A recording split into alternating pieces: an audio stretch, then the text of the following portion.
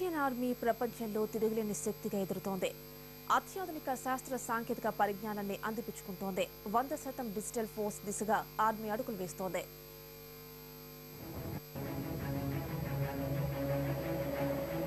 Indian army పూర్తిస్థాయి digital force గా మారబోతోంది.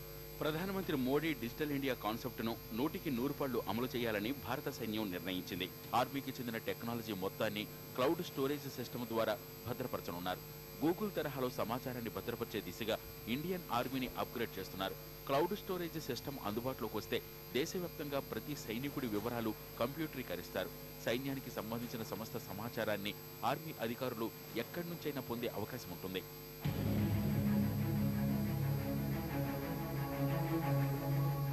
ఇప్పటికే ప్రతి ఆర్మీ యూనిట్లోనూ డిజిటలైజేషన్ ప్రక్రియను ప్రారంభించిన అధికారులు ఈ విధానాన్ని సరిహద్దుల వరకు విస్తరించే ప్రయత్నాలు చేస్తున్నారు.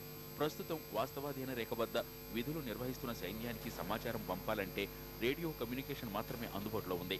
డిజిటల్ ప్రక్రియలో భాగంగా వీడియో లింక్స్ ఏర్పాటుకు సన్నాహాలు జరుగుతున్నాయి. ఆర్మీ డిజిటల్ ఫోర్స్ గా మారితే సరిహద్దులను కూడా హెడ్ క్వార్టర్స్ నుంచే మానిటర్ చేయొచ్చు.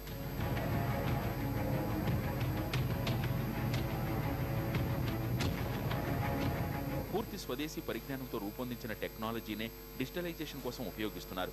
అధికారం చేపట్టిన కొన్ని రోజులకే త్రివిధ దళాధిపతులతో సమావేశమైన మోడీ డిజిటల్ ఆర్మీ ఫోర్స్ అవసరాన్ని ప్రస్తావించారు.